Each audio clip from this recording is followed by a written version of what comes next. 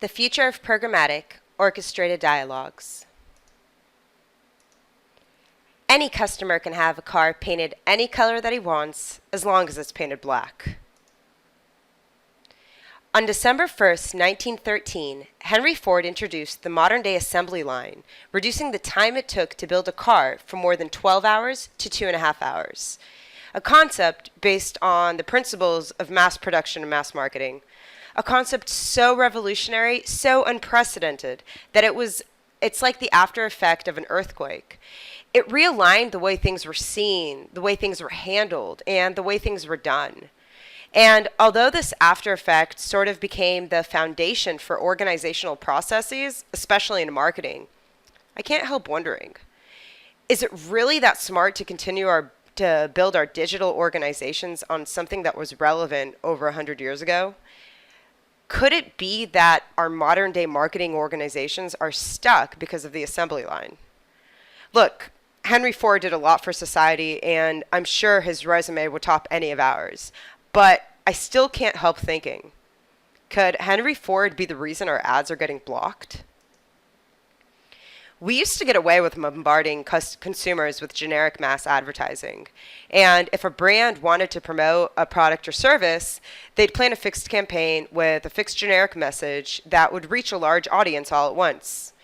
And boy, did it used to work just fine. But we changed. We got smarter. We started doing our own research and asking our own questions. We stopped letting brands dictate the way things are run. And we started to run things. And oh man, did brands have their work cut out for them. In short, brands had to kill mass marketing and mass messaging. They had to kill the campaign. And whether they thought really hard about how to solve the issue of delivering personalized customer experience or whether it already existed, it seemed like overnight the holy grail of advertising became the obsession for all marketeers. You know this. You eat, breathe, and sleep this.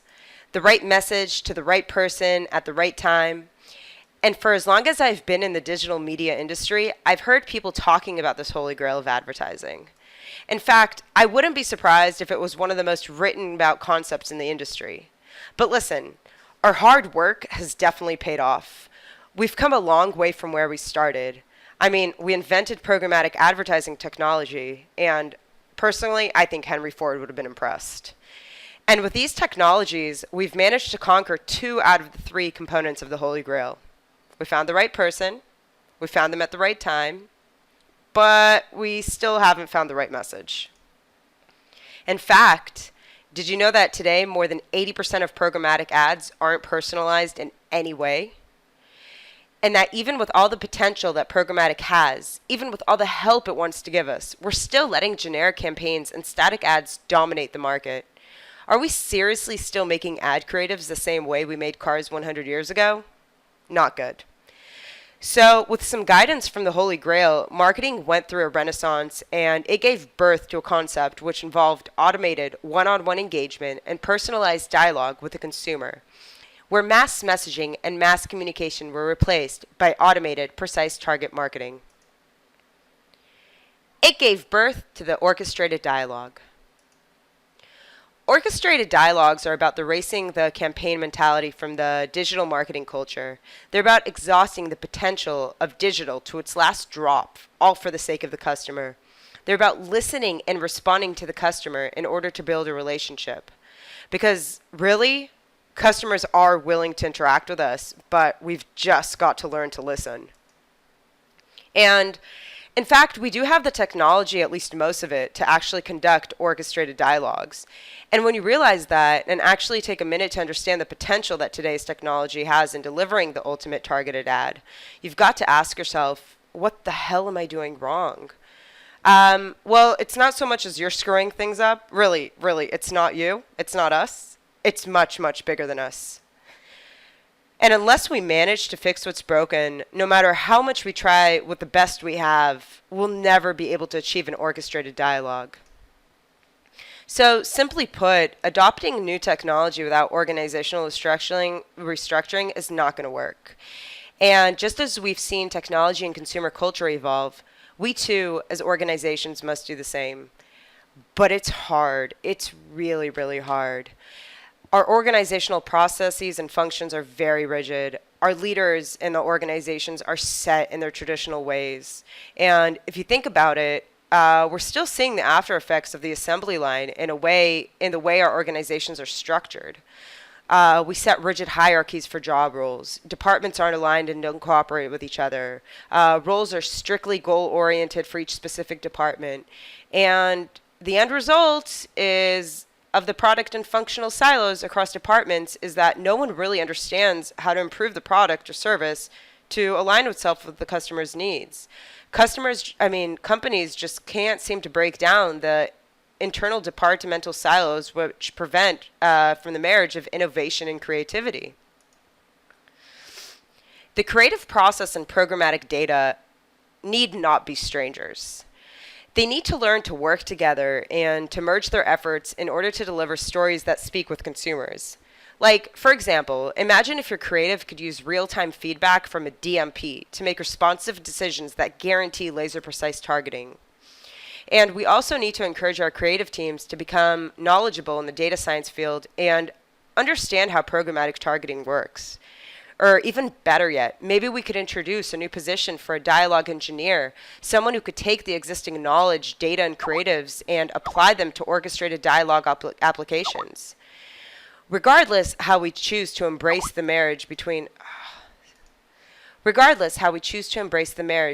data and the creative process, we need to make sure that our teams, especially the leaders in our organizations, are equipped with the tools necessary to understand modern technology, programmatic, data science, and the creative process, and most importantly, how they can work it all together. So let me ask you a question. Who in your organization holds the key to the DMP? Is it your agency? Is it the tech team? Is it your media buyers?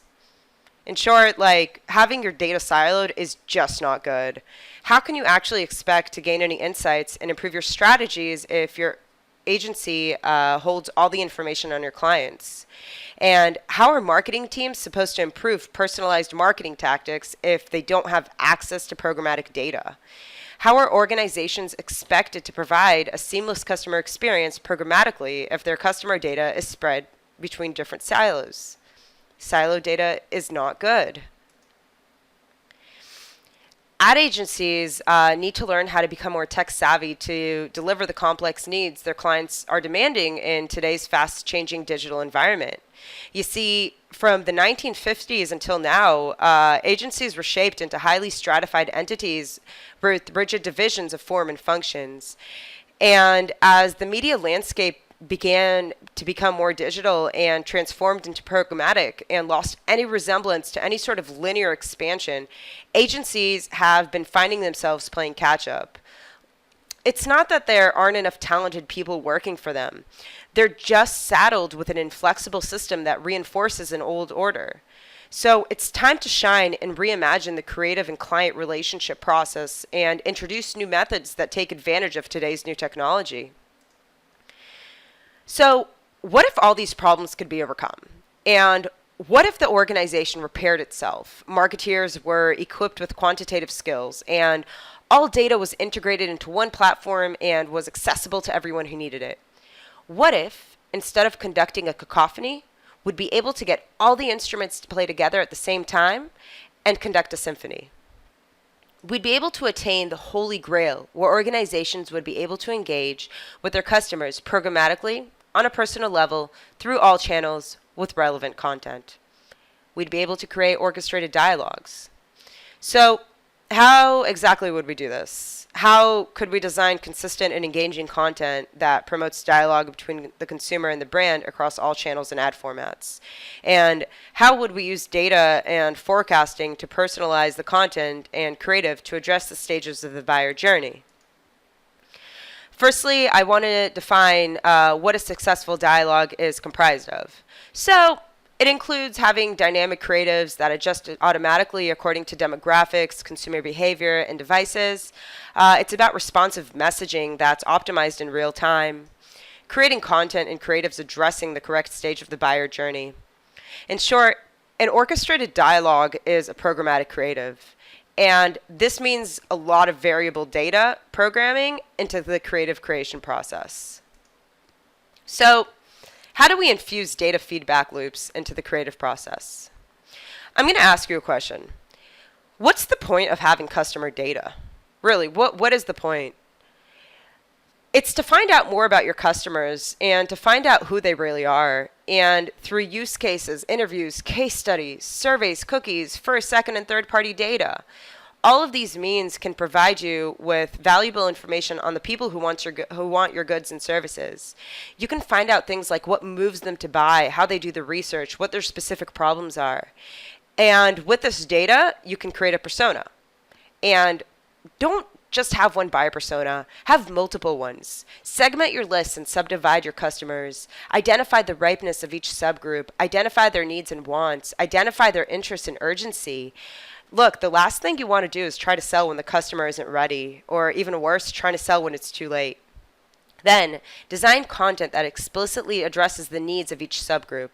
And as your creatives become more personalized and your messaging becomes more targeted, you'll see better and better results with the same or less marketing spend. Speaking of messaging, probably one of the hardest things for copywriters and content writers to do is develop content that would accurately address the needs and issues of the consumer according to where they are in the buyer journey. Why? Yeah, they're not fortune tellers. They can't predict where the customer is standing in the buyer journey, let alone what move they're going to make next. Look, the buyer journey is a tough one. I think we can all agree on that. It's not predictable. It's not linear. It's a mess. But with the help of the segmentation and subdivision we covered earlier, we can actually get a pretty good understanding of how each group is going to travel through the purchasing process. Our buyer persona definitions help us understand the story behind why each group started looking for a solution to the problem in the first place. As I said earlier, what they did to research the problem and so forth. So in short, the brand needs to know what questions the customer is going to ask and where they're going to ask them before the customer does, depending on the stage they are in the buyer journey. And once the brand understands the customer's incentive, it will be able to assist them with the clear, relevant, and precise answers to any questions they may have programmatically. So really, at its most basic, the buyer journey is comprised of a list of questions and that the customer is going to have at any given stage. And the marketeer's job is to develop messaging that answers those questions. Because a dialogue isn't about having conversation with yourself. It's about having a conversation with someone else. It's about leading a discussion to resolve a problem. And if you're going to do this right, you're going to end up with a lot of data. And a lot of data means a lot of variables. And a lot of variables means a whole lot of A/B testing. So back to the question I asked a few minutes ago. How in the world do we take this data and integrate it into the creative process to create an ongoing feedback loop? And how are we supposed to find the time and resources to create messaging for every type of persona out there? How can we infuse creativity into our personalization efforts? And let me ask you another question. Does it seem reasonable to create tens or even hundreds of static versions of the same ad? That each one of these ads has to go through a tedious approval process? That each one of these ads has to be manually created and designed? Wouldn't it make more sense to make one ad with dynamic responsive capabilities? One that changed all of its element according to the user behavior, demographic, and preferences? One ad to rule them all? Look, I'm not asking you to reinvent the wheel. The concept is the same. It's just not about creating fixed campaigns, but rather about creatives based on dialogue configuration and dynamic rules which adjust in real time. And this requires for marketeers to use target audience data in order to create compelling messagings that lure their customers in. So agencies and brands can take the data they have and begin creating niche content for niche audiences. They can craft resonant content for large audiences. Then they can begin to develop messages for different stops in the cross-channel customer journey. And with the implementation of dynamic creatives, they can programmatically tweak campaigns on the fly. You see, at the end of the day, the goal has always stayed the same. It's just the manner of reaching them, this goal has changed. Through taking advantage of today's advanced technology and restructuring our organizations accordingly, we'll be able to achieve an orchestrated dialogue with our consumers. And why is that important? because we don't have a choice. We need to build a human relationship with our customers if we want them to interact and transact with us. And most importantly, we need to learn to listen. And if we cut out the noise and conduct in an orchestrated manner, we might just begin to hear the symphony. Thank you.